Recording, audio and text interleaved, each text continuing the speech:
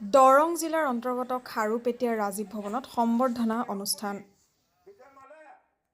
শুক্ৰবাৰে দিনৰ ২ বজাত খাৰুপেটীয়া ৰাজীৱ ভৱনত দলগাঁও ব্লক কংগ্ৰেছ কমিটি উদ্যোগত আৰু দলগাঁও সমষ্টি যুৱ কংগ্ৰেছৰ সহযোগত ৮ নং মঙলদৈ লোকসভা সমষ্টিৰ ভাৰতীয় জাতীয় কংগ্ৰেছৰ দলৰ মনোনীত প্ৰাৰ্থী শ্ৰীযুত ভুৱনেশ্বৰ কলিতা দেৱলৈ সম্বৰ্ধনা জনায়।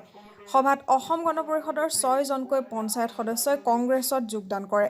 সভাত উপস্থিত থাকে দলগাঁও বিধানসভাৰ স্থানীয় বিধায়ক ইলিয়াছ আলী মহোদয়, দৰং জিলা কংগ্ৰেছ সমিতিৰ সভানেত্ৰী ৱাহিদা আহমেদ, যুৱ কংগ্ৰেছৰ সদস্য। সভাত উপস্থিত থাকে প্ৰায় ২,০০০ অধিক কংগ্ৰেছ কৰ্মী সভাত উপস্থিত থাকে। সভাত ভাষণ ৰাখে শ্ৰীযুত ভুৱনেশ্বৰ কলিতাই।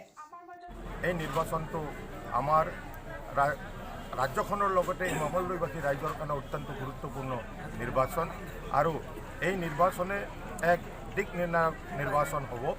কাৰণ বিগত সময়ছোৱাত আমাৰ এই যিটো মঙলদৈ ৮ নং মঙলদৈ লোকসভা সমষ্টি অৱহেলিত হৈ আছে আৰু যিবোৰ ন্যায্য দাবী আছিল সেই ন্যায্য দাবীসমূহৰ এটাও পূৰণ কৰিব নোৱাৰিলে।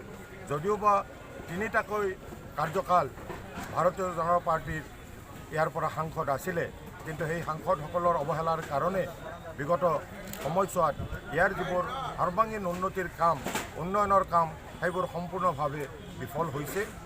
আমাৰ কথা হ'ল যে এই সমষ্টিটো আৰু মধ্যস্থলীয় সমষ্টি হিচাপে বহুত উন্নত সমষ্টি হ'ব লাগিছিল, কিন্তু আজি আমি যি দেখিছোঁ যে ইয়াৰ যাতায়াতৰ ফালৰ পৰাই হওক, আমাৰ কৃষকসকলৰ সমস্যাই হওক, নিবনুৱা যুৱক যুৱতীসকলৰ সমস্যাই হওক, কোনো সমস্যাই ইয়াত সমাধানৰ প্ৰচেষ্টা দেখা যোৱা নাই।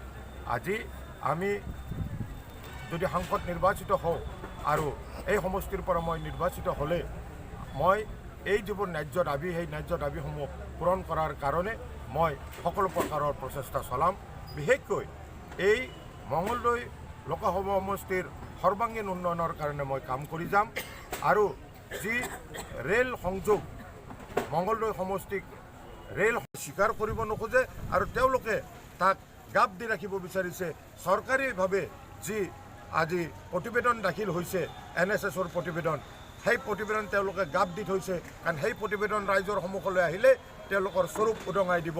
কাৰণ ভাৰতবৰ্ষৰ নিবনুৱা সমস্যা বাঢ়িছে, কৰ্মসংস্থান প্ৰতিদিনে প্ৰায় হাজাৰ হাজাৰ কৰ্মসংস্থান আজি লছ হৈছে।